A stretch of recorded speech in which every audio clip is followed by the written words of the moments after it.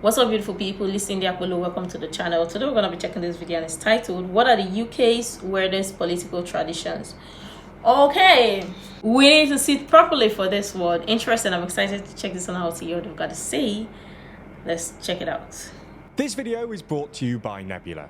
The UK is a pretty weird place. You need a license to watch TV. The monarch owns all the swans. There's a place called Barton in the Beans, and this guy runs an online news network. This weirdness, though, extends also to our political system, with a number of quirks from hundreds of years ago persisting to this very day. So in this video, we're going to have a look through a few of these, explaining how they came about and how they still function today. Before we start, if you haven't already, please consider subscribing and ringing the bell to stay in the loop and be notified when we release new videos. Much of the weirdness in our political traditions comes from the simple fact that our system is truly just very, very old. Our political system has developed slowly since around the 13th century, when barons and knights advised the monarch to the system that we know today. With this, practices and traditions developed, and while some of the more important ones have been modernised to work in the 21st century, some have been kept as is. And to be fair, it's easy to understand why. If these traditions and practices aren't too important, then the weirdness of them gives the Westminster system a bit of charm, while also reflecting its long history. So let's get into some of the weird political traditions an MP might come across on a typical day in Parliament. Now, starting the day, an MP might decide to go to the cloakroom. It's the UK after all, and the vast likelihood is that it's been raining. Upon hanging up their coat, they might notice a small ribbon. Now, this isn't purely decorative. It's actually there for an MP to hang their swords up. After all, it's well known that MPs aren't allowed to bring their swords into the House of Commons. There's even a rumour that the lines that MPs must stand behind when debating the House of Commons chamber are deliberately designed to be 2 sword lengths apart, in order to prevent particularly aggressive parliamentarians from resorting to duelling. However, some actually think this theory is unlikely because, as we stated earlier, swords are banned and have been in the House of Commons for centuries. Anyway, once the business of swords is dealt with, an MP might decide that the next best thing to do is source some snuff.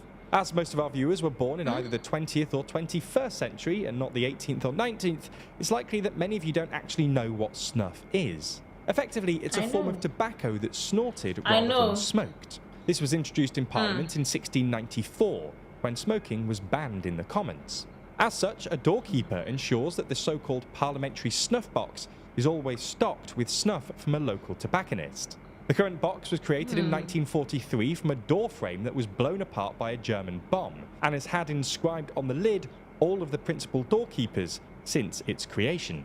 However, despite its fancy design, if our hypothetical MP were to take up their entitlement to free snuff, this would make them the first MP to do so in decades. A Freedom of Information request from 2010 found that the last time an MP used the box was all the way back in 1989.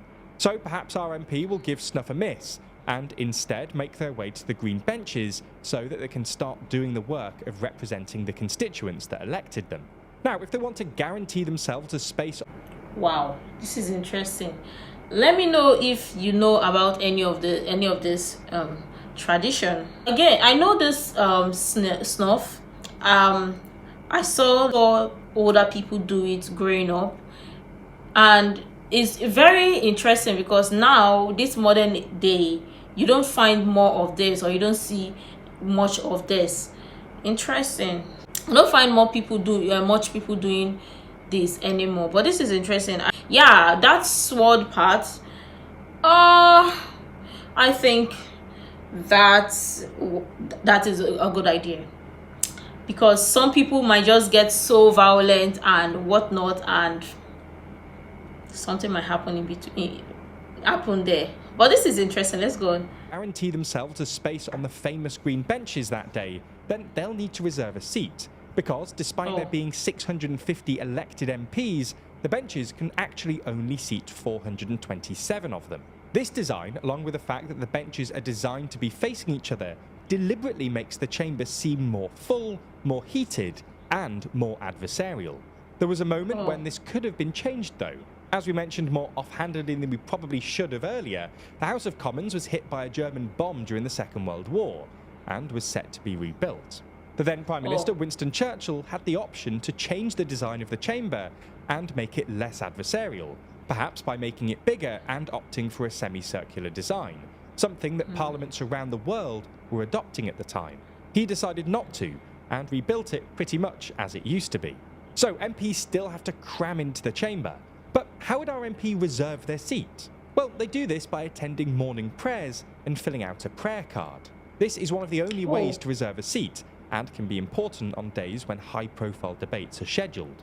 Regardless, assuming that our MP does get a seat booked, they may go off to their parliamentary office to get some constituency work done while they wait for their debates. Their office may be located in the Palace of Westminster or the adjacent Portcullis House, which is attached to the palace via an underground tunnel that goes under the road. If this is the case, then our MP needs to be informed of any votes happening in the chamber, so that they can rush back in time for their vote to be counted. Lucky for them, around the whole parliamentary estate, bells and TVs are installed that light up and inform members that their presence is required in the chamber. These bells were even installed in popular pubs, such as the Red Lion around Westminster, just in case MPs had slunk off for a cheeky mid-afternoon pint. Many of these now, though, don't work. So our MP has at least some reminders of votes, but it's worth remembering that these votes only happen when Parliament is in session. Parliament often closes for a number of weeks through the year, with the recess dates aligning roughly with school holidays. It's also closed, though, for the period of prorogation, which is officially the period between the end of a parliamentary session and the King's Speech, which officially starts the next parliamentary session. Now, the King's Speech is a pretty unique event. Essentially, the monarch sits in the House of Lords and reads a speech written by the government, announcing their policies for the next session. This is one of the only situations where MPs are allowed to sit in the House of Lords, but can only do so after being invited. This is when one of the weirdest parts of the day happens.